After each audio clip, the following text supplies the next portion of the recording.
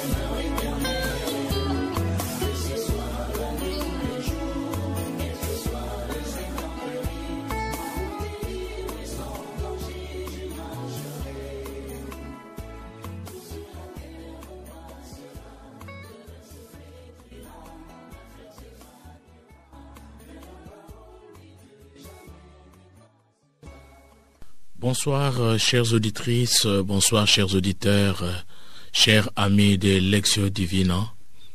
Voici votre moment de lecture et méditation priante de la Bible. Aujourd'hui, la Sainte Église nous propose la solennité des Sacré-Cœur de Jésus.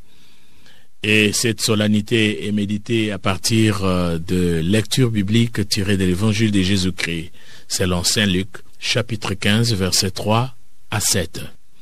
Chères auditrices, chers auditeurs, préparons-nous à méditer ensemble avec nous cette parole tirée de l'Évangile de Jésus-Christ, selon Saint Luc, chapitre 15, versets 3 à 7. Une parole riche en enseignements. Ainsi, nous allons commencer notre émission au nom du Père, du Fils et du Saint-Esprit. Amen.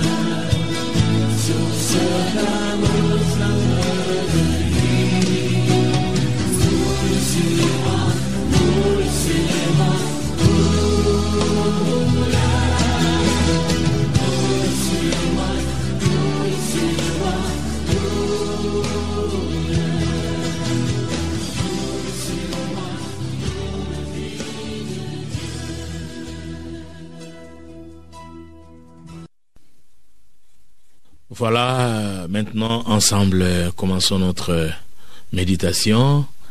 Nous commençons celle-ci par la lecture. Écoutons. Évangile de Jésus-Christ selon Saint Luc, chapitre 15, du 3e au 7e verset. Jésus disait cette parabole.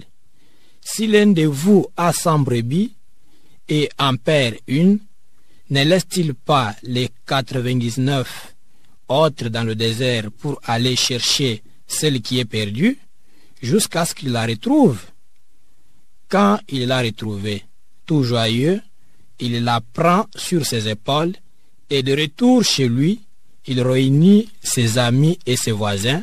Il leur dit: réjouissez-vous avec moi, car j'ai retrouvé ma brebis, celle qui était perdue. Je vous le dis, c'est ainsi qu'il y aura de la joie dans le ciel pour un seul pécheur qui s'est converti, plus que pour 99 justes qui n'ont pas besoin de conversion. Acclamons la parole de Dieu. Louange à toi, Seigneur Jésus. Gardons un moment de silence pour méditer le texte que nous venons d'écouter.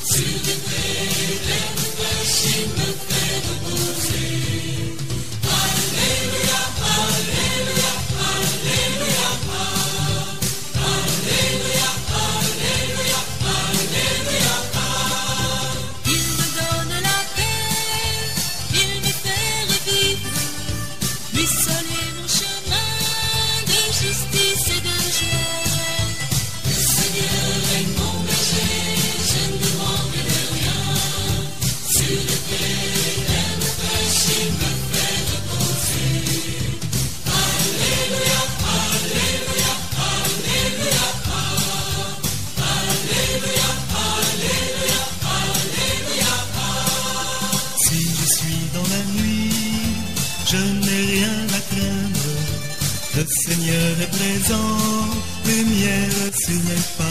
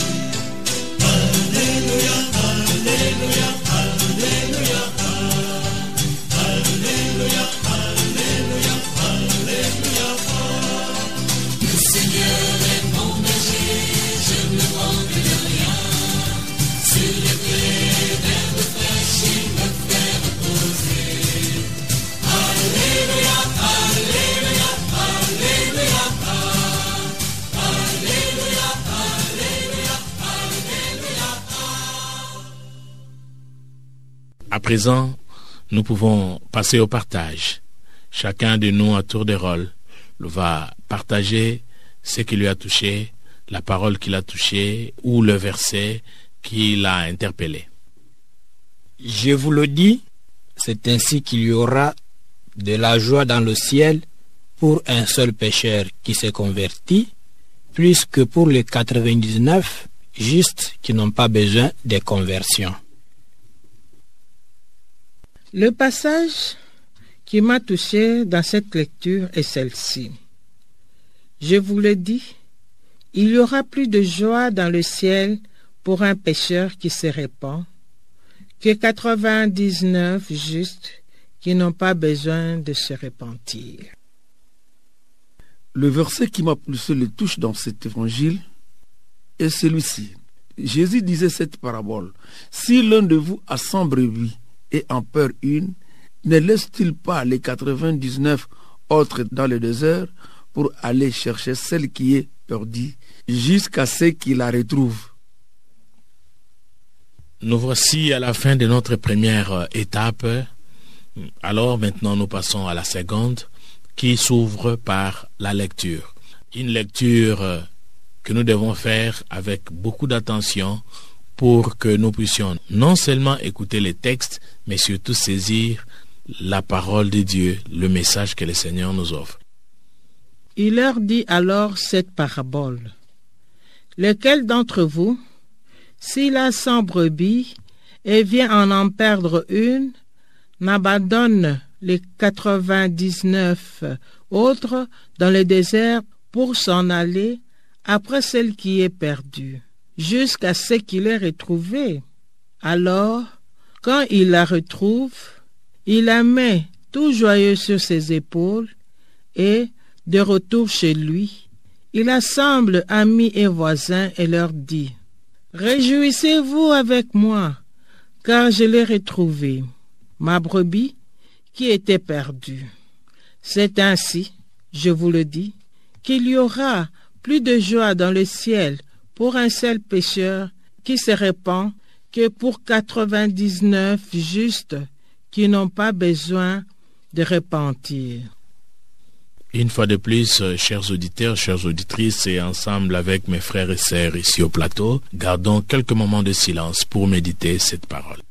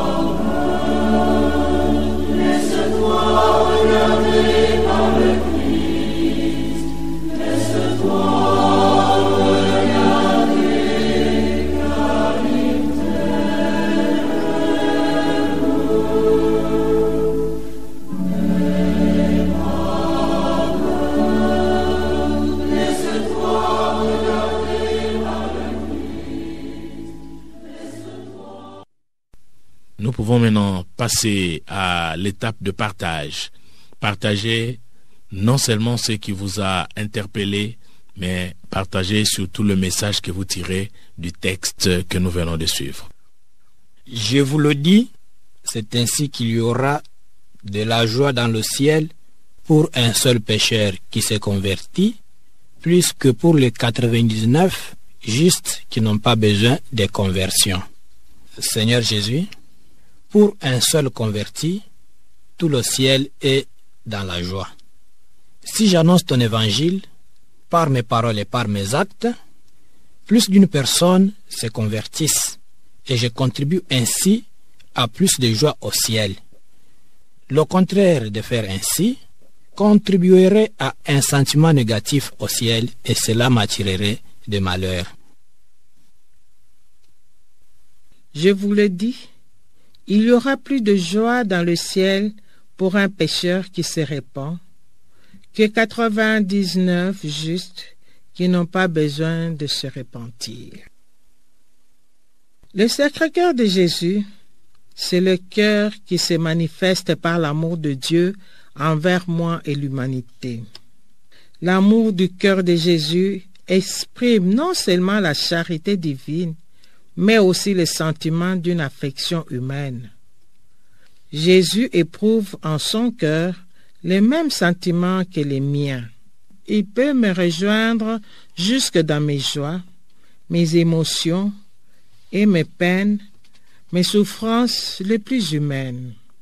Quand je pêche, je me reconnais pécheresse, je tombe à ses pieds pour implorer son pardon et sa miséricorde. Au lieu de m'obstiner à rester dans ma situation de pécheur par l'orgueil ou l'ignorance.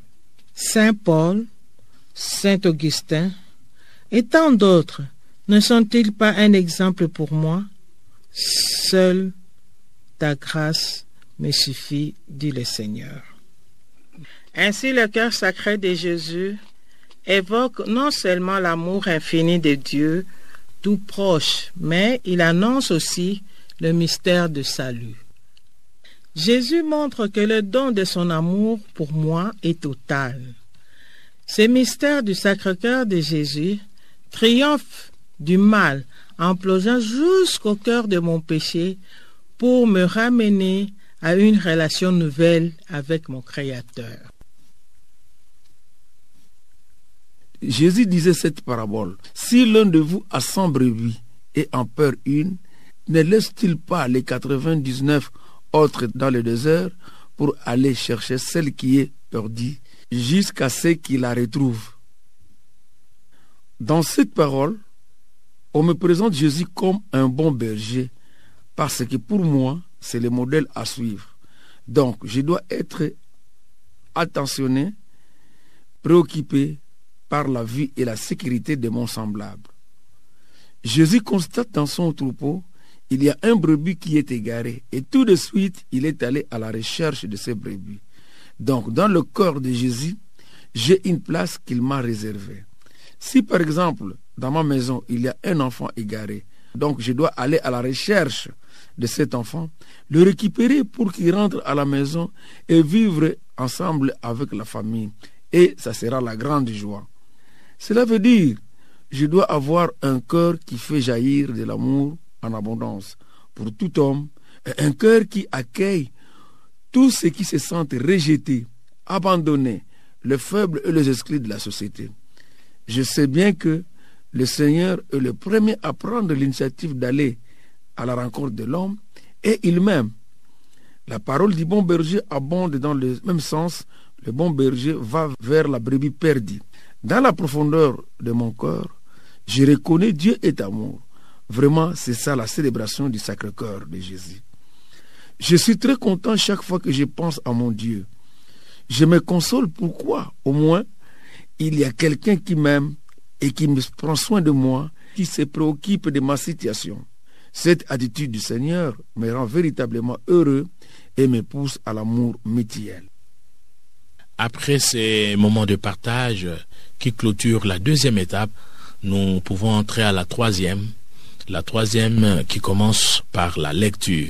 Une lecture qui nous amène vers la profondeur de notre être afin que nous puissions être à même de donner une réponse à la parole. Répondre à Dieu, répondre à la parole que nous venons d'écouter. Ainsi, nous vous invitons à l'écoute de la parole. Jésus disait cette parabole. Si l'un de vous a 100 brebis et en prend une, ne laisse-t-il pas les 99 autres dans le désert pour aller chercher celle qui est perdue, jusqu'à ce qu'il la retrouve? Quand il a retrouvé tout joyeux, il la prend sur ses épaules et, de retour chez lui, il réunit ses amis et ses voisins.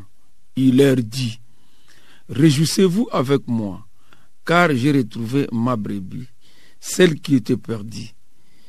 Je vous le dis, c'est ainsi qu'il y aura de la joie dans le ciel pour un seul pécheur qui s'est converti, plus que pour 99 justes qui n'ont pas besoin de conversion. Une fois de plus, chers auditeurs, chères auditrices, gardons quelques moments de silence pour méditer cette parole.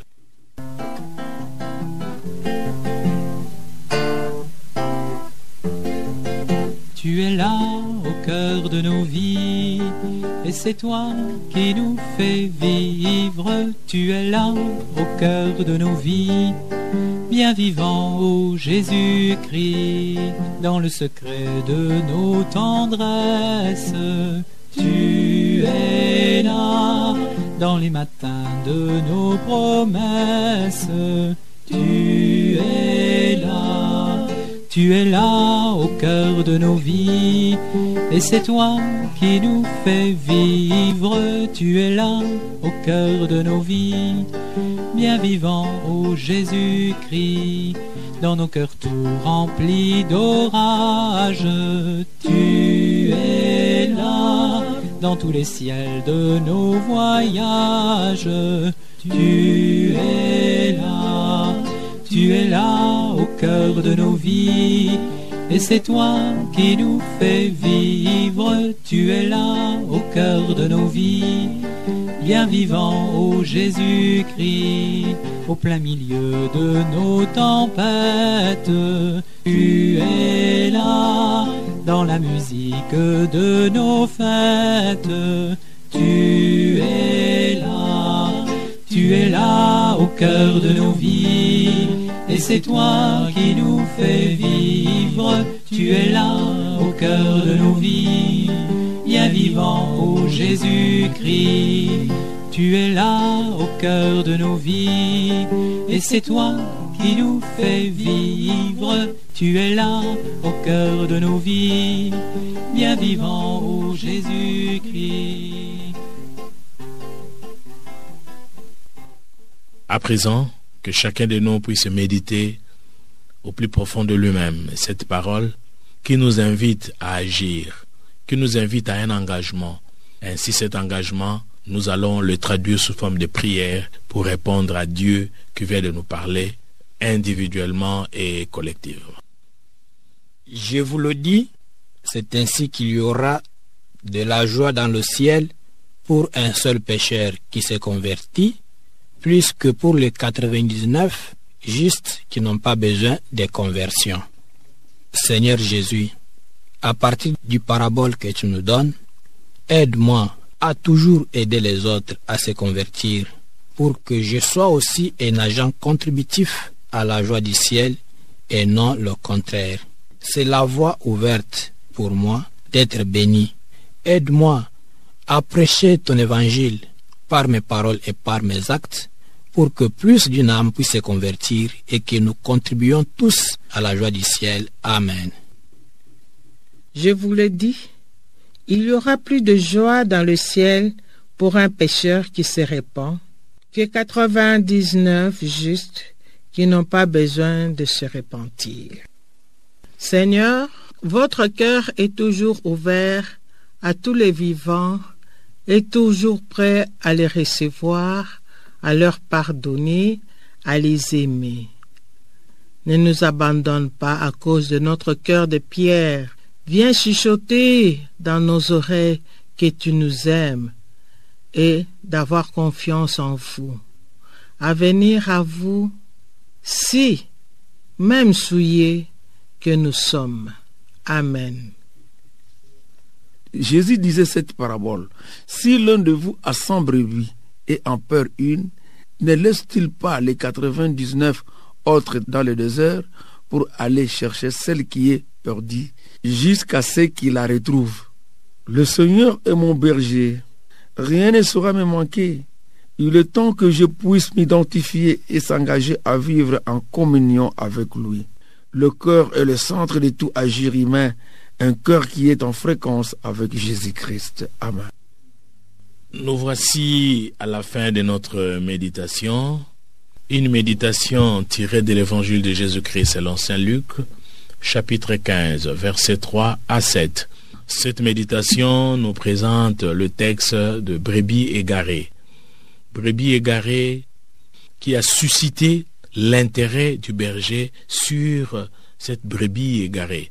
Et là, nous voyons le cœur aimant de Jésus, le cœur d'amour de Jésus, qui est un bon berger, un berger qui aime ses brebis, qui va au-delà de simple amour, qui va chercher la brebis égarée, sachant qu'en dehors de lui, la brebis n'a pas de vie. En dehors de lui, la brebis n'a pas de sécurité. Voilà l'amour que Dieu nous traduit par son Fils Jésus. Jésus qui a un cœur plein d'amour, qui nous prend tels que nous sommes, qui ouvre grandement ses bras pour nous accueillir à chaque fois que nous retournons vers lui, pour dire que c'est possible que chacun de nous puisse se convertir, c'est possible de changer de direction, c'est possible de retourner vers le Maître pour revenir à l'enclos, revenir au bercail. Avec cette parole d'amour, de confiance, d'assurance que le texte biblique nous donne, nous sommes dans la joie de revenir et de se convertir pour prendre une nouvelle direction, une direction vers le Christ qui nous attend à bras ouverts parce qu'il est toujours proche de nous pour nous chercher, pour nous retrouver, pour notre bonheur et pour une vie de bonheur et le bonheur qui dure à jamais. Ensemble, glorifions le Seigneur pour cette méditation que notre Mère Église nous propose. Et avec cette méditation, nous rendons grâce à Dieu et nous remercions tous ceux qui ont rendu possible l'émission d'aujourd'hui. Au plateau, nous avons Jean-Louis Camonon, chrétien catholique, de la paroisse du 20 mètres Massina sans fil. Maman Marie-Paul Kebessa, coopératrice chez les filles de Saint-Paul, de la paroisse Saint-Michel. Je suis Jérôme Louemba-Luzolo, chrétien de la chapelle Saint-Paul 10e rue Limité industriel. À la technique, Olivier Nguessi, à la réalisation, Sœur Rita, fille de Saint-Paul, et à la présentation, Papa Paulin Zaboudi, animateur biblique Notre-Dame d'Afrique. Ensemble, célébrons les dimanches des Sacré-Cœur de Jésus. Chers auditeurs et auditrices, vous venez de suivre Lectio Divina, une émission réalisée par les filles de Saint-Paul. Merci, au revoir et à la prochaine.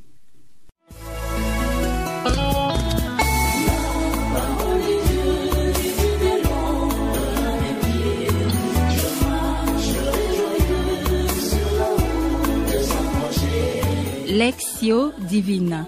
Lectio Divina. Lectio Divina, une émission pour méditer, prier et vivre la parole de Dieu au quotidien. Lectio Divina. Lectio Divina.